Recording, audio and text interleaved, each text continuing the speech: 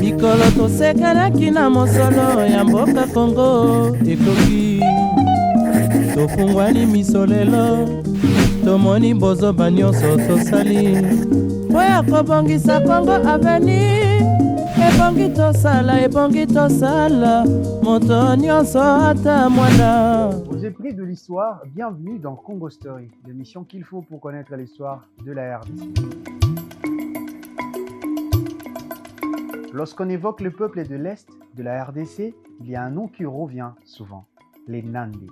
Réputés par leur sens du commerce, leur solidarité et leur capacité d'entreprendre, ils occupent aujourd'hui une place importante, notamment dans l'économie congolaise. Mais leur histoire est bien plus ancienne que leur succès économique. Elle est celle d'un peuple forgé par les montagnes, les migrations et la résistance.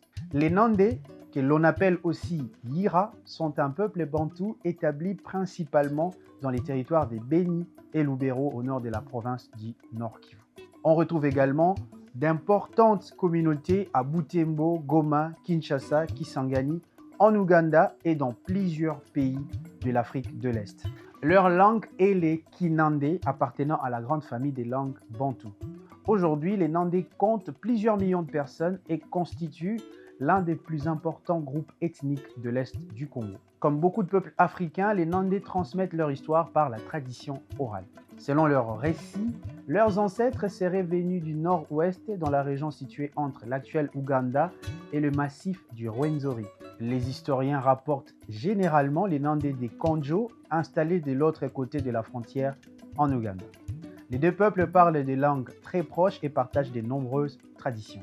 La plupart des chercheurs estiment qu'ils formaient autrefois une même communauté avant que les frontières coloniales ne se séparent à la fin du 19e siècle. Vous devez savoir que les Nandés vivent sur les hauts plateaux et les montagnes du Rwenzori, comme je l'ai dit. Ce relief difficile n'est pas un hasard. Il leur a longtemps servi de protection contre les invasions et les razzias. Pendant plusieurs siècles, ces montagnes leur offrent un refuge naturel. Elles permettent également le développement d'une agriculture de montagne particulièrement efficace. Bananes, haricots, café, pommes de terre, maïs et élevage deviennent alors les bases de leur économie. Contrairement au Luba, au Kuba ou au royaume Congo, les Nandés ne développent pas un grand royaume unique. Ils vivent que dans plusieurs chefferies autonomes dirigées par des chefs coutumiers. Chaque clan possède son autorité traditionnelle. Cette organisation rend le peuple plus difficile à soumettre. Même lorsqu'une chefferie tombe à l'époque, les autres continuent d'exister. Cette autonomie locale explique en partie leur capacité de résistance au fil de l'histoire. Bien avant la colonisation, les Nandés sont déjà des grands commerçants. Leurs caravanes traversent les montagnes pour rejoindre le royaume du Bunyoro, les Buganda, les populations du lac Édouard, le Maniema, les régions de l'Ituri. Ils échangent du sel, du fer, des outils, des peaux, de produits agricoles et du bétail. Le commerce devient alors progressivement une véritable culture chez les Nandés. Cette tradition explique en partie pourquoi aujourd'hui encore Butembo est considérée comme l'une des capitales commerciales de la RDC. Au XIXe siècle, les marchands arabo-swahili venus de Zanzibar atteignent alors l'est du pays. Ils développent le commerce de l'ivoire mais aussi celui des esclaves. Les Nandés entretiennent des relations commerciales avec eux tout en résistant à leur domination. Quelques années plus tard arrivent les explorateurs européens. Henri Morton Stanley traverse alors la région, puis viennent les administrateurs de l'État indépendant du Congo de Léopold II. La conquête coloniale se heurte à une forte résistance locale. Les montagnes compliquent alors les opérations militaires belges. L'histoire des Nandés est marquée par de nombreuses résistances. Sous la colonisation belge, plusieurs chefs refusent certaines formes de travail forcé et des taxations. Au XXe siècle, la région devient également un refuge pour différents mouvements politiques. Après l'indépendance, les montagnes du Nord Kivu accueillent notamment les combattants Simba dans les années 1960. Plus tard, la région connaîtra les conséquences des guerres du Congo, de la présence des groupes armés étrangers et des violences répétées qui affectent encore aujourd'hui les territoires des Béni et des Lubero. Malgré ces épreuves, Les populations locales reconstruisent continuellement leur économie. Pourquoi les Nandais sont-ils réputés par les commerces? Cette réputation ne date pas d'aujourd'hui. Elle repose sur plusieurs siècles d'expérience. Très tôt, les familles encourageaient leurs enfants à apprendre le commerce. Chez les Nandais, les réseaux familiaux jouent un rôle très essentiel. Un jeune commerçant peut être soutenu par des parents déjà installés dans une autre ville. Cette solidarité favorise alors l'ouverture des boutiques, des sociétés de transport, d'industries agroalimentaires et d'établissements financiers. Au fil des décennies, les entrepreneurs nandais investissent dans presque toutes les grandes villes du pays. Longtemps simple centre agricole, Butembo devient progressivement l'une des villes commerciales les plus dynamiques de la RDC. Son développement est largement porté par les opérateurs économiques locaux. Chez les Nandais, la famille occupe une grande place.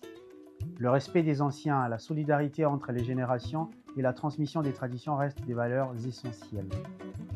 Les cérémonies coutumières accompagnent les grandes étapes de la vie. Naissance, mariage, succession, funérailles. Les clans conservent encore aujourd'hui un rôle très important dans la résolution de conflits et la cohésion sociale.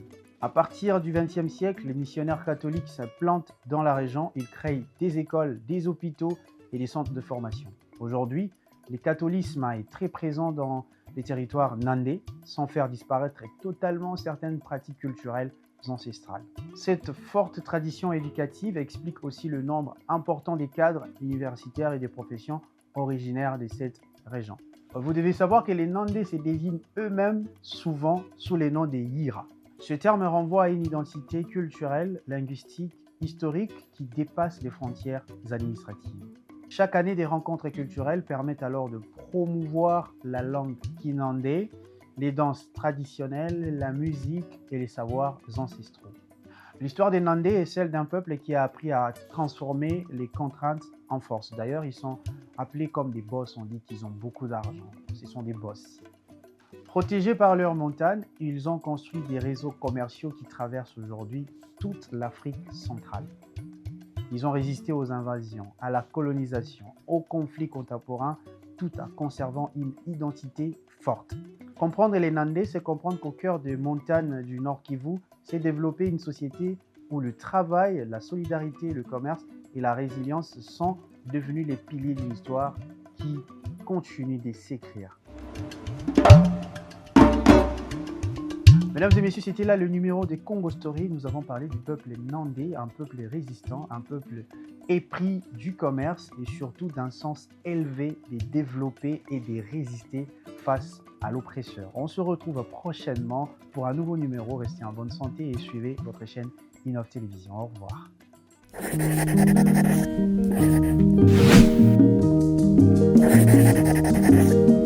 mikolo tosekelaki na mosolo ya mboka Kongo ekoki tofungwani miso lelo tomoni bozoba nyonso tosali mpo ya kobongisa Kongo aveni